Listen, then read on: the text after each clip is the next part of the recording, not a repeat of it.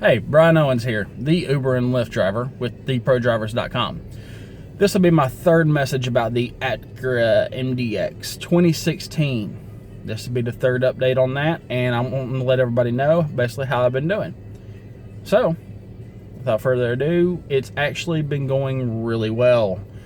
Now, mind you, I am running into a couple more hiccups here and there because I'm still new to this. It's still a learning curve, and school just started back. So it slowed down a good bit for me, shockingly.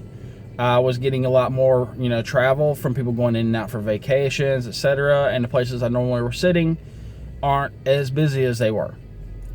So I'm having to figure out some new locations. For instance, on Monday, I worked from, I think I got up at 6 a.m.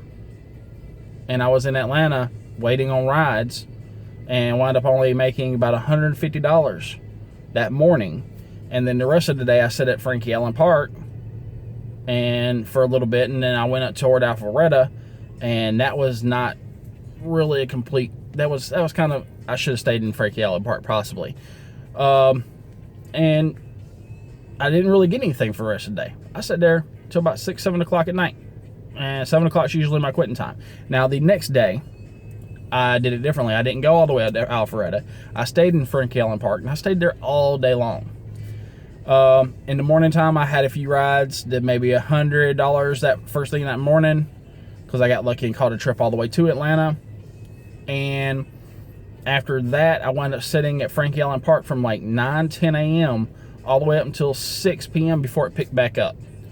So just sitting in my car, on the hotspot, on the computer, doing whatever have you. So it's definitely less driving, but there's still a lot of wait time involved. And literally I was about to go home. I actually got a couple of little short trips, and I decided to head on toward the house. And then I wound up getting a couple of decent trips. That was Lux Black and Lux Black XL. Completely made up for the day of sitting there waiting all day. I wound up going home with a total of $250. Could have stayed out and did more, but I had to get back up early this morning to go pick my car up from the Toro platform and to get started today.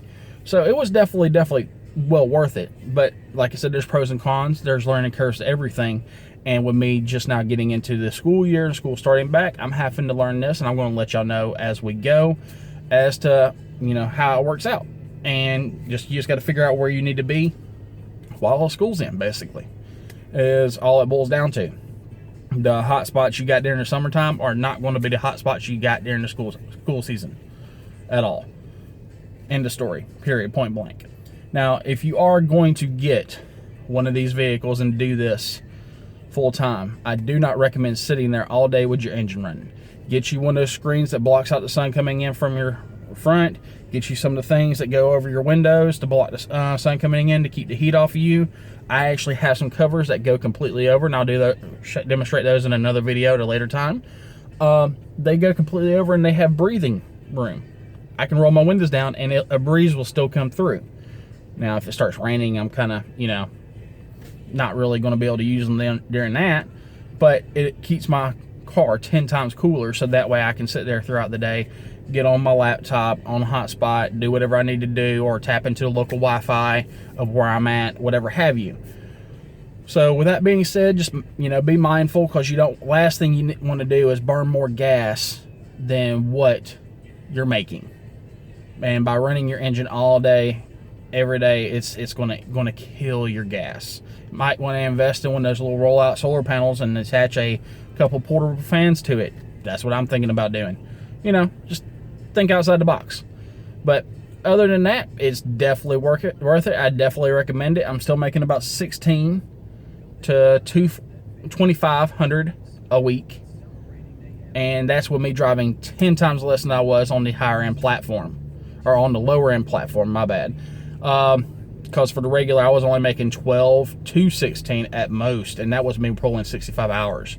I don't think I've worked over 40 hours since I've had this vehicle. So it's definitely going really well. But thank y'all for choosing the Pro Drivers, and y'all have a good day now. Thank you.